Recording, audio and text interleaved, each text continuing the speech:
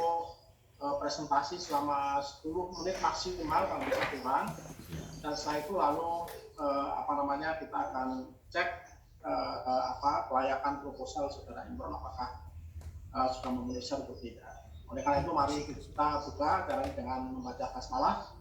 Bismillahirrahmanirrahim. Sebagaimana biasanya ya, maka share screen-nya belum bisa. Saudara Imron diberi kesempatan untuk presentasi selama 10 menit dan nanti akan setelah itu akan saya sampaikan kepada tim penguji untuk melakukan ujian. Saya persilakan Pak Imron. Terima kasih Prof. Assalamualaikum warahmatullahi wabarakatuh. Ini.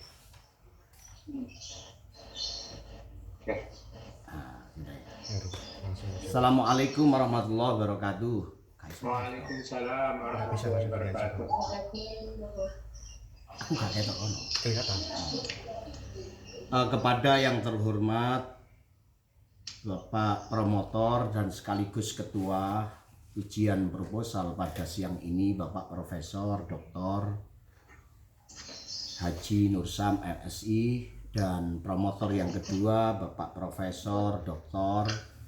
Syahid MH MAG, dan Bapak Fatoni Hasim, dan tim penguji yang lain, Ibu Anis Farida dan Ibu Dr. Sri Warjiati dan Bapak Dr. Haji Muhammad Arif yang sangat kami muliakan pada ujian proposal siang ini. Kami akan mempresentasikan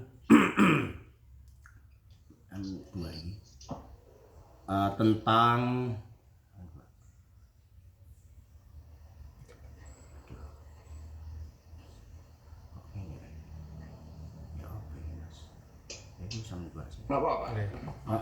ada nyandet Pak, tentang propos Iya. Ini saya searching. Ini harus minta di disable. Nggak bisa ya? Di disable dari sananya. Dari Bu Firdan itu. Minta izin dari Bu Firdan. Sulit ya. Terus saja Pak Imron. Iya. Kita dengar. Oh dengar gitu Prof. Ya. Proposal disertasi saya adalah tentang rekonstruksi putusan hakim atas hukum pidana dalam komodifikasi travel umroh di Indonesia. Kenapa saya mengangkat tema besar tentang disertasi kami nanti, bahwasannya naluri hukum di dalam kajian hukum pidana saya, bahwasannya banyak fenomenologis tentang umroh yang ada di masyarakat saat ini. Banyak persoalan-persoalan yang muncul di permukaan, bahwa umroh yang awal ibadah menjadi satu perspektif yang berbeda di kalangan para travel umroh, dan di situ para travel sangat sensitif untuk menggunakan bahwa travel umroh dan ibadah ini menjadi sebuah bisnis.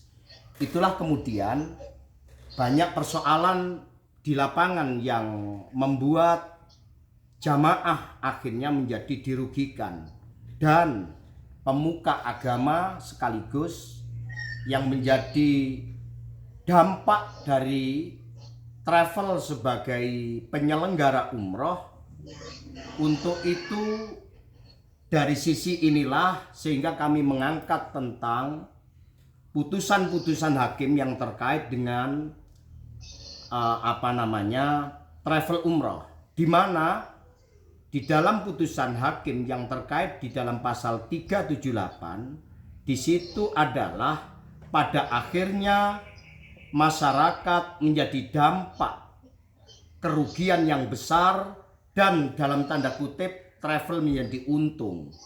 Inilah kami melihat perspektif di lapangan kurang, bahkan saya menganggap ketidakadilan di dalam fenomena yang terjadi di lapangan tentang travel umroh, pembimbing umroh, dan para jamaah. Inilah saya sebut dengan komodifikasi di dalam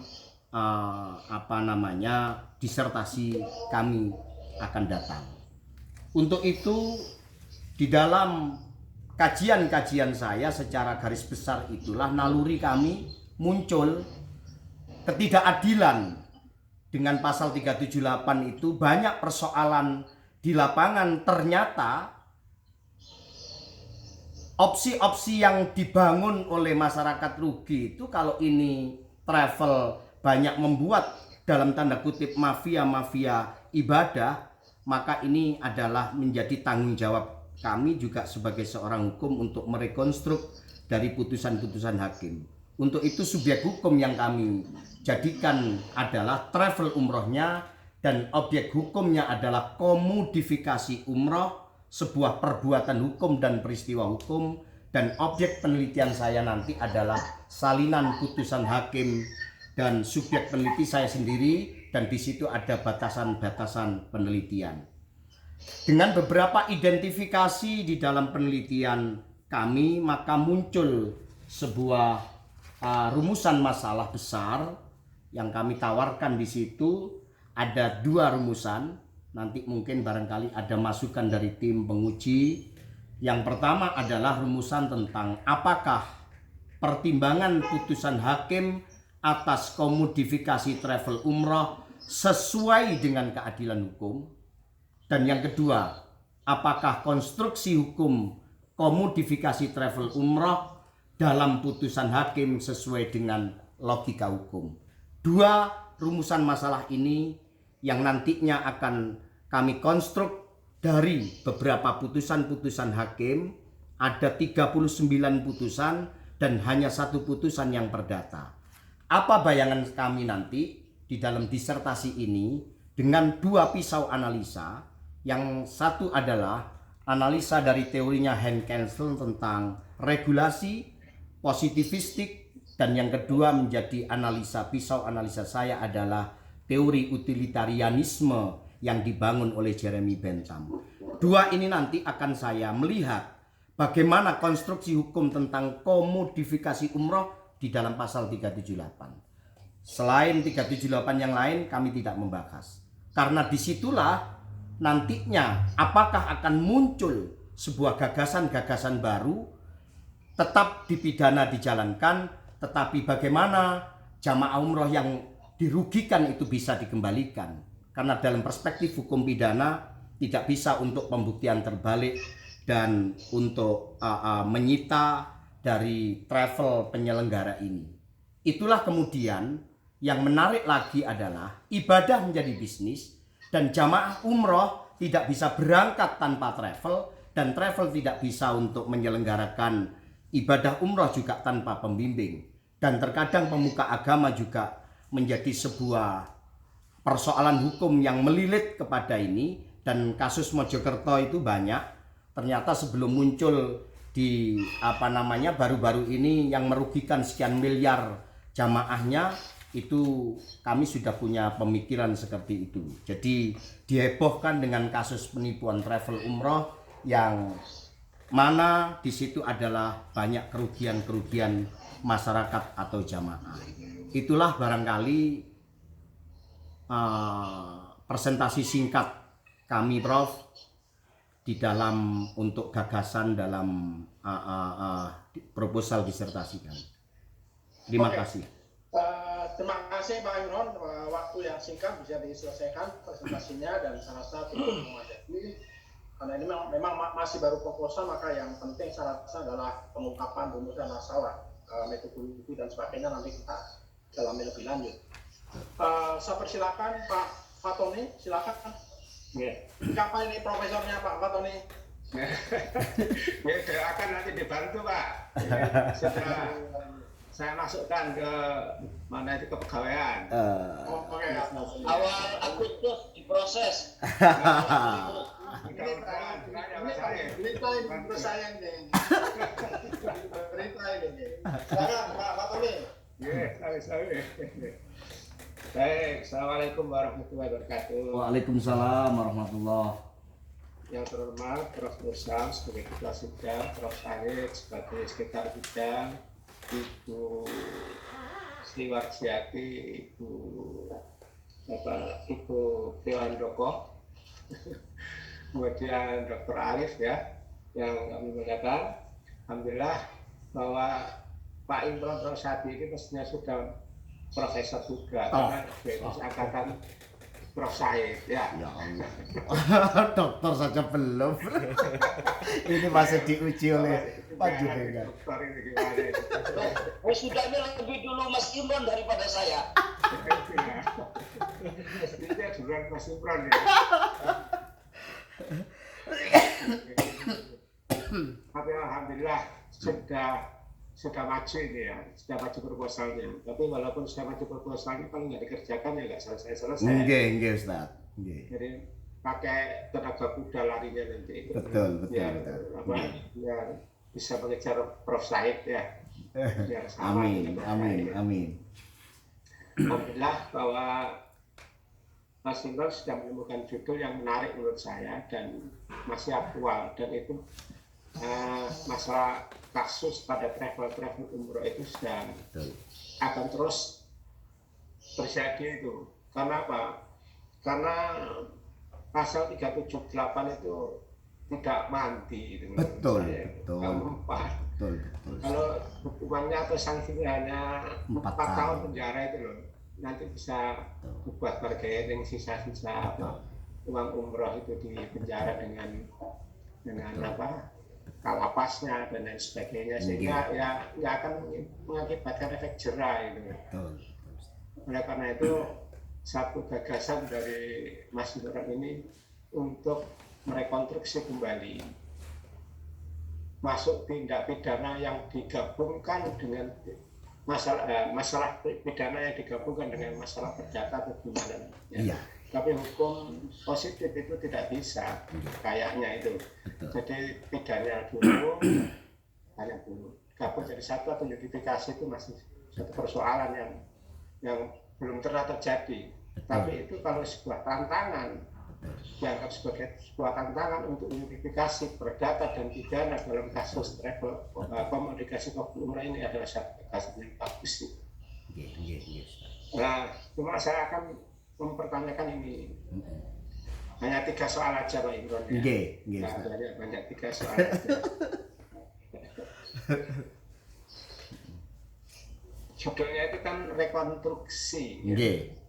Berarti menyusun kembali putusan hakim itu tentang komodikasi travel umroh. Nah, kemudian itu biasanya merefleksi pada tujuan. Di dalam tujuan itu tidak kami temukan satu paparan ya, yang ingin merekonstruksi antara hukum pidana dan hukum perdata menjadi satu kesatuan atau yang bisa menimbulkan efek jera. Yang ada deskripsi konstruksi di dalam tujuan nomor 2. Hanya sekedar mendeskripsikan. Iya. Gimana menurut jenengan? Gimana Ustaz? Tidak dijelaskan tentang perdata dan pidana ya? Iya. Jadi begini Ustaz. Untuk saya mendeskripsikan memang kasus yang ada itu semua putusan travel umroh. Ada 39, hanya 1 yang perdata. Itu deskripsi yang ada fakta yuridis di lapangan. Kemudian putusan hakim yang 38 putusan itu semuanya adalah penipuan karena masuk pada unsur-unsur yang ada subjektif dan objektif tentunya dalam pasal 378. Itulah kemudian setelah saya gambarkan nanti saya akan merekonstruk kembali tentang putusan-putusan hakim itu. Karena apa? Di dalam putusan hakim itu, kalau kita melihat sebuah di dalam ilmu hukum pidana itu, kita tahu bahwa perbuatan pidana tidak meliputi pertanggungjawaban pidana. Karena hukum pidana Indonesia menganut paham dualistis, bukan paham monistis. Itulah kemudian hakim selalu make 378 dalam bahasa kasarnya itu adalah paling enak dan gampang. Tetapi kemudian jamaah bagaimana? Seperti pembimbing umroh, dia kena 55, kena 56. Saksi ahli Airlangga ketika itu berdiskusi bahasanya, wah ini berdosa kalau memenjarakan seorang pembimbing, dan dia dipenjara bahkan hampir sama dengan putusan kepada travel ketika itu. Inilah yang menjadi satu persoalan. Hakim itu selalu membuat putusan-putusan yang sesuai dengan unsur subjektif, objektif, dan sesuai dengan pidana material, dia selesai. Padahal di situ kalau kita pakai paham dualistis adalah bukan paham monistis. Ini di dalam teori-teori hukum itu kan ada sekarang pakai teori yang namanya ultimum remedium dan ada primum remedium. Tetapi tidak saya gambarkan secara tujuan secara detail, sementara di dalam deskripsi kami adalah menggambarkan tentang kasus fakta hukum dengan teori hukum. Kami ingin nantinya itu adalah putusan hakim itu akan bisa diputus, dan konstruk apa nanti yang saya bangun ketika itu nanti adalah menjadi bagaimana bisa kembali para korban itu. Sehingga pernah mahasiswa saya bertanya, Pak, kalau orang ditipu 2.500.000 atau 5 juta dengan miliar, gimana itu? Kan kasus pasalnya sama. Nah, ini salah satu di antaranya yang membuat satu persoalan kami ketika nanti di dalam merekonstruk putusan-putusan hakim dalam hukum pidana terkait dengan komodifikasi travel umroh. Nah, tujuan kami nanti kalau itu belum ya Ustadz nanti menjadi masukan. Itu akan kita sempurnakan Ustadz. Terima kasih. Ya, bagus itu. Jadi cuma nanti kata apa itu deskripsi konstruksi hakim itu langsung aja, putusan hakim langsung aja merupakan apa diganti dengan rekonstruksi gitu aja. Oh gitu. Dalam tujuannya itu.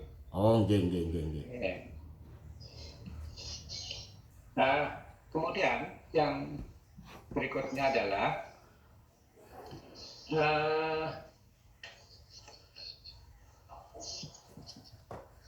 pada rumusan masalah.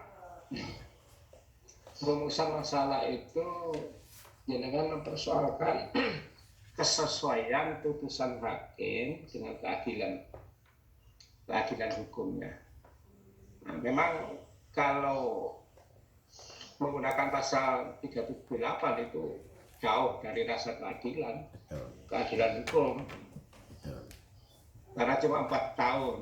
Betul. Korbannya banyak miliaran. Betul. Nah, itu ada tapi sampai temukan di dua kasus itu dihukum dengan perdata.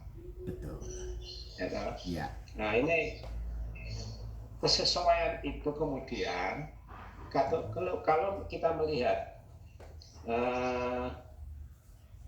tujuan yang nomor 1, yaitu kan terjemahan dalam rumusan masalah nomor 1. Ya. Kayaknya nggak met itu. Ya. Antara rumusan nomor 1 dengan tujuan nomor 1. Kalau rumusannya melihat kesesuaian antara putusan hakim dengan keadilan hukum, kemudian tujuannya deskripsi komodifikasi agama dalam putusan hakim, itu gimana menurut Anda? Begini, Ustaz. Pertimbangan hakim dalam putusan itu ini yang berbeda di dalam rumusan masalah ini saya adalah ada komodifikasi travel. Nah, itu. Disitulah yang menjadi sebuah persoalan. Subjek hukumnya adalah travel umroh. Objek hukumnya adalah komodifikasi umroh. Mengapa saya sebut komodifikasi? Di sini terjadi sebuah peristiwa hukum antara travel, penyelenggara lembaga, pembimbing, jamaah umroh. Ini adalah menjadi objek hukum. Yang ketiga, objek penelitian adalah salinan putusan hakim atau putusan-putusan yang ada itulah. Nah, hakim ketika membuat satu putusan ini apakah sesuai dengan keadilan hukum, itu nanti yang akan kami jabarkan dengan perdebatan teori-teori yang ada tentang keadilan. Maka kalau saya pakai analisanya utilitarianisme, itu ada the great happiness of the great number. Di situ adalah di situ adalah Ustadz di situ utilitarianisme itu adalah kemanfaatan. Di dalam tujuan hukum dibangun, legalitasnya adalah kepastian, kemanfaatan, dan keadilan. Ini tidak bisa diputus-putus. Ini menjadi satu kesatuan. Saya tadi sudah bilang Ustadz bahwa hakim kalau memutus perkara ini dengan rumusan masalah saya nanti keterkaitannya belum memenuhi unsur-unsur keadilan dalam tanda kutip nanti.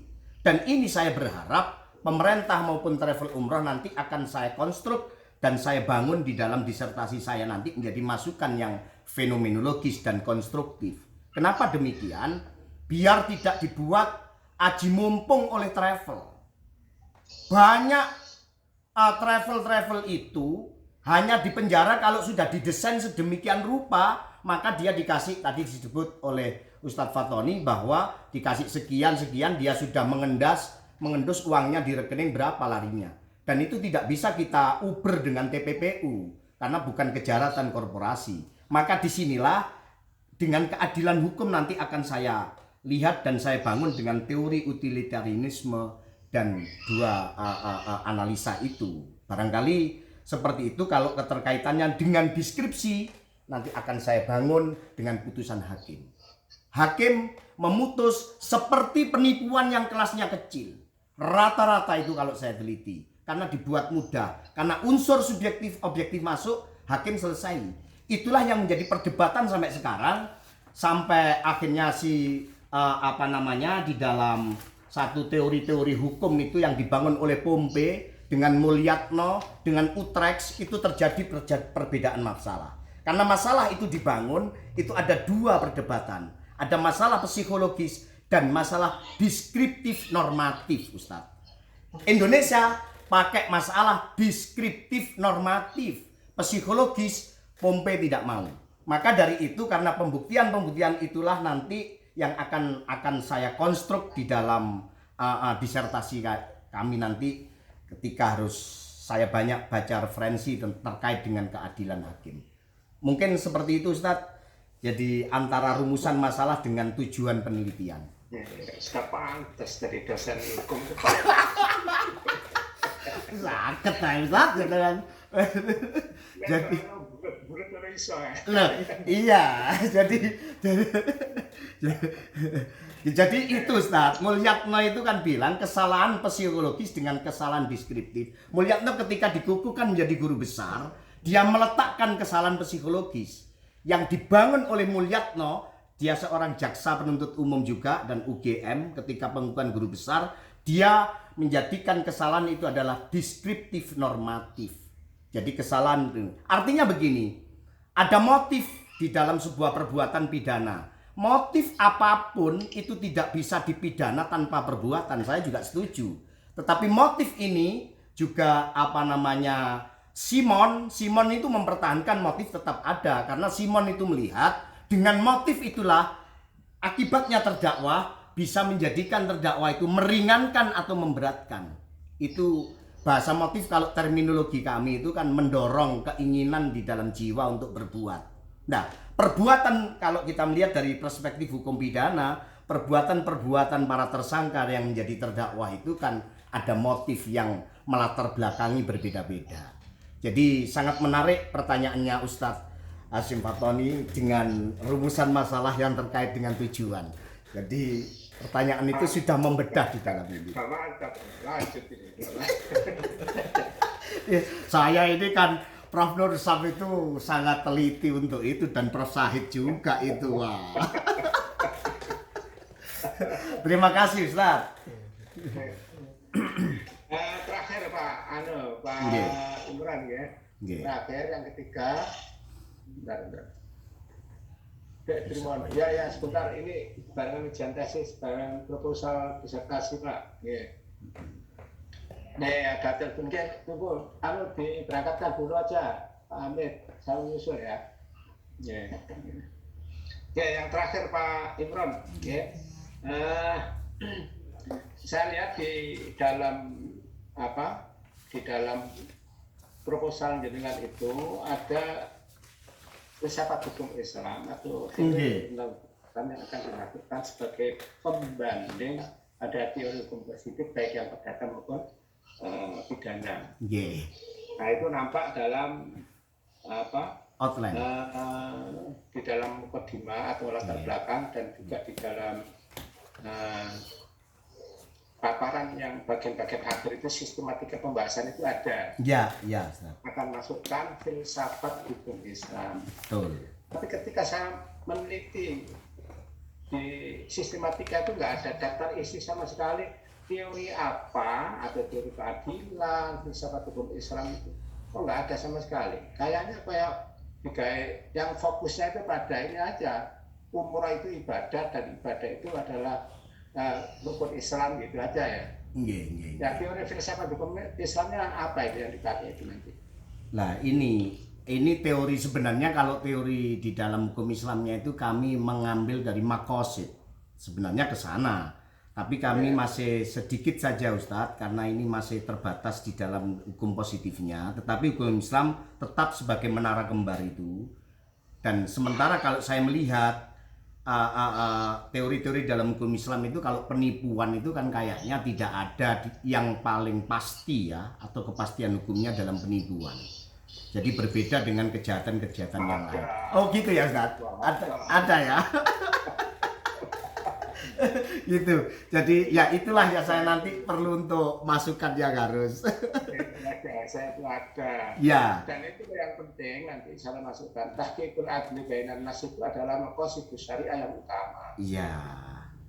Tahqiqul adli bainan nas itu tujuan hukum Islam itu. Oh iya Ustaz. Nah. Dan ketidakadilan itu adalah ketidakseimbangan antara hak dan kewajiban. Di dalam pemenuhan kebutuhan manusia kalau tidak terpenuhi maka terjadi konflik. Betul. Ketika keadilan dan hak tidak terpenuhi, ada tidak seimbang maka terjadilah sebuah ketidakadilan. Maka kalau itu sudah bermiliar-miliar cuma hukumannya sama dengan yang 4 juta itu kan nggak imbang ya. Nggak imbang. Tidak tahqiqul adli bainan nas itu nanti disorot dari sana. Ya. Nggih Ustaz, nggih. Terima kasih Ustaz masukannya. Pak Nursam, Prof Nursam. Terima kasih Pak Fatoni, calon profesor. Langsung ke live ya ke ujian tesis. Iya Pak. Saya persilakan berikutnya Bu Warjiati, calon profesor. Nggih, Prof, matur nuwun, Prof Nursam, Prof Said, Pak Dr. Arif, Pak Dr. Fatoni,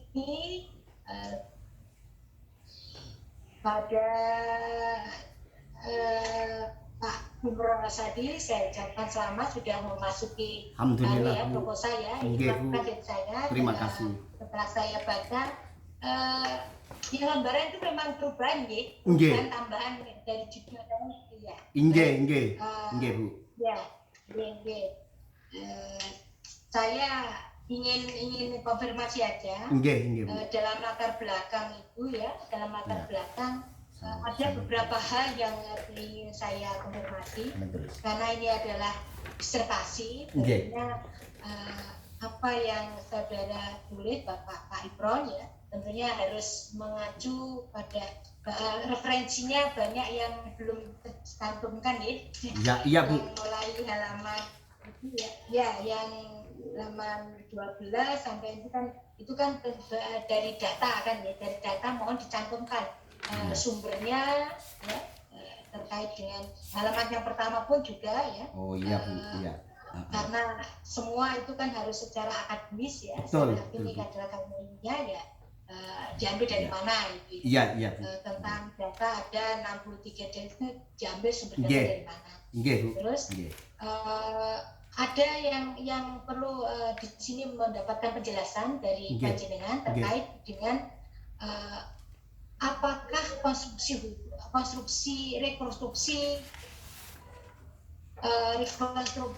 putusan hakim ini ya, yang Sudana ini yang dimaksud adalah konstruksi hukum, penafsir interpretasi hukum yang canggih, begris jurispruden itu.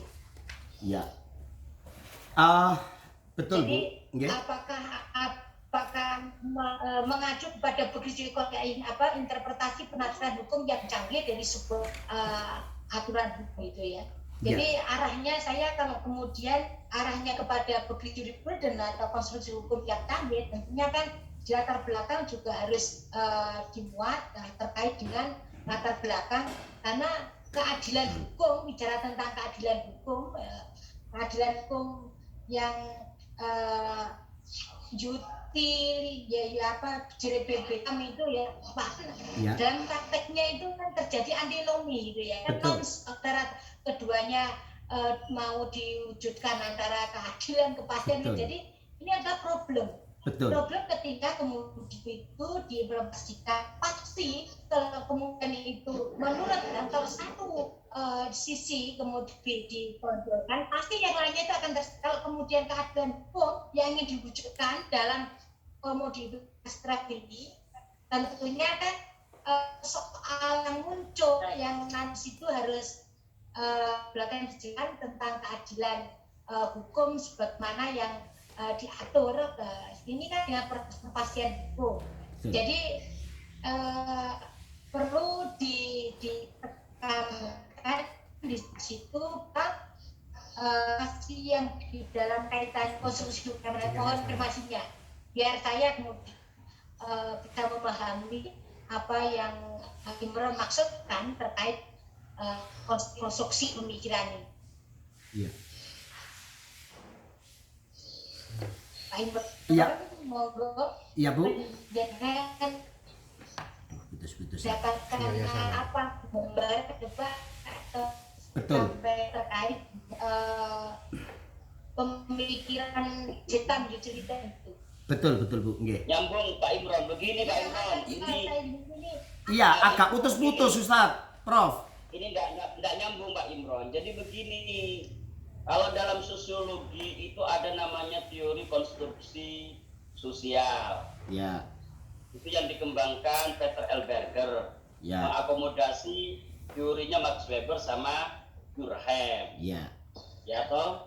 Nah ini sebenarnya konstruksi itu sudah menjadi teori hukum. Betul. Jadi konstruksi hukum itu adalah sebuah teori. Lah, kemudian ada kata-kata padahal konstruksi itu adalah sebuah penafsiran terhadap hukum untuk mengisi kekosongan hukum yang terjadi di pengadilan. Nah kasusnya Pak Imron ini kan terjadi kekosongan hukum.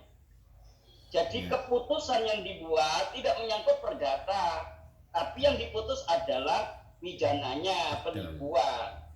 Lah maunya Bu Sri itu mungkin teori konstruksi hukum ini yang dimunculkan karena itu sudah menjadi teori sama dengan konstruksi sosial. Iya. Nah, jangan-jangan Pak Imron belum belajar tentang teori konstruksi hukum. Begini Ustaz. Karena kan ya di latar belakang itu kan kemudian dimunculkan akhirnya terkait dengan prestasi dengan perbuatan melawan hukum itu adalah suatu hal yang berbeda. Betul. Jadi kita harus jelaskan biar tidak terjadi kesesatan berpikir ketika mengambil analisis nantinya antara keinginan untuk mewujudkan keadilan hukum sebagaimana yang muat substansi hukum itu salah satunya adalah untuk memberikan keadilan kepada masyarakat pada prestasi dengan perbuatan melawan hukum pidana sama-sama kemudian di situ meminta ganti rugi. Memang persoalan yang diatur oleh hukum yang psikologis itu tidak harus ada nilai material, itulah yang kemudian menjadi perdebatan. Nilai material yang namanya sakit hati, malu kan saya lihat latar belakang kan seperti itu. Menjelaskan kenapa dalam kasus komoditas travel ini ya kok persoalan masalah imaterial tidak bisa dimintakan ganti rugi secara yuridis, memang itu tidak bisa dalam hukum pidana, konstruksi hukum pidana apapun analogi tidak boleh. Kemudian dalam hal penggantian ganti rugi itu adalah yang bisa dinilai dengan uang. Jadi persoalan masalah keadilan bagi masyarakat yang kemudian uangnya tidak bisa dikembalikan dan sebagainya, memang dalam hukum pidana itu yang bisa, yang kemudian dalam hukum perdata itu yang bisa dimintakan ganti rugi di sini adalah imaterial itu tidak bisa. Betul. Memang sudah patronnya seperti itu loh. Iya. Hukum kan memang saklek. Hukum itu tidak mengenal perasaan. Jadi artinya ketika kemudian itu sudah, misalnya sebuah travel yang sudah dinyatakan pilot, memang dia sudah dinyatakan dalam itu dianggap minderjara, dianggap tidak mampu mempertanggungjawabkan perbuatannya secara, dia di bawah pengampuan, sehingga ada hak namanya hak privilege yang harus diberikan kepada sebuah travel yang kemudian sudah dinyatakan pilot, sudah bangkrut, maka ada urutan-urutan yang kemudian di situ harus secara hukum dimintakan. Makanya kan secara kronologis nanti minimal arah dalam disertasi ini tentang pemikiran konstruksi hukum, ilmu hukum yang canggih itu yang seperti apa, sehingga di sini nanti menjadi temuan baru menarik yang sangat bagus, yang kemudian di sini menjadi pijakan bagi hakim untuk menjatuhkan putusan, tidak hanya bagi travel yang sudah dinyatakan valid itu lepas dari pertanggungjawaban hukum, dia bisa artinya sampai dengan hartanya semuanya. Kemudian ada urutannya itu selain gaji karyawan, kayak istilahnya uang investasi yang sudah dilakukan untuk umroh itu bisa, ini yang kemudian hukum itu belum bisa menjangkau sampai ke sana, hukum belum bisa menyentuh. Ini persoalan, karena bagi masyarakat memang inilah yang kemudian nilai daripada dasar daripada hukum, 3 nilai itu nonsense, tidak mungkin. Mau bisa ya adil, ya bermanfaat, ya sesuai dengan keadilan hukum, kepastian sebagaimana yang ada di dalam ketentuan hukum pidana. Sehingga seolah-olah pasal 378 ini mandul, tidak mempunyai kekuatan keberlakuan yang maksimal untuk bisa memberikan ultimatum medium, sehingga ini perlu interpretasi konstruksi hukum, penafsiran hukum yang canggih dari hakim. Agar apa? Ini ada sebuah paradigma bahwa ada arah bahwa unsur penipuan itu motif itu hanya belum terlaksana, masih motif saja itu sudah termasuk dia melakukan memenuhi unsur-unsur kualifikasi pidana.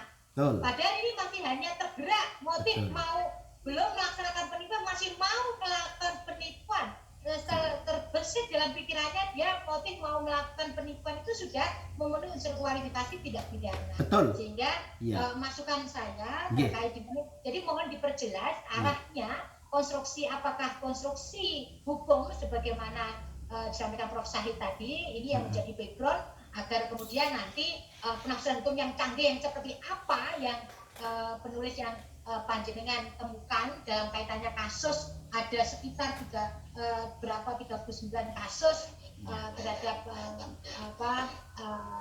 travel yang bermasalah dengan hukum.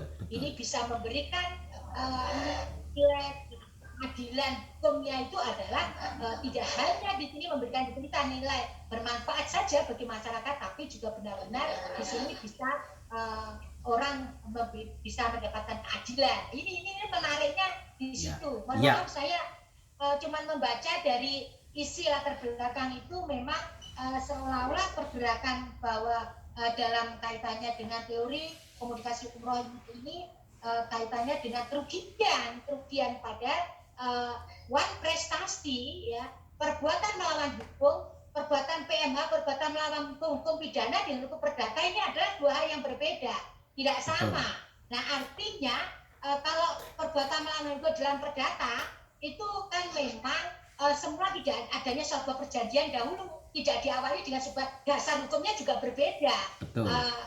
Kemudian kalau prestasi itu sudah ada perjanjian antara para pihak, dasar hukumnya yang satu adalah pasal 1365 yang PMH perbuatan melawan hukum, yang satunya Wan Prestasi itu 1243. 1243 dengan 1365 ini landasan pisau anabel, dua hal yang berbeda. Yang satu diawali dengan perjanjian, yang satunya tidak diawali dengan perjanjian. Iya. Makanya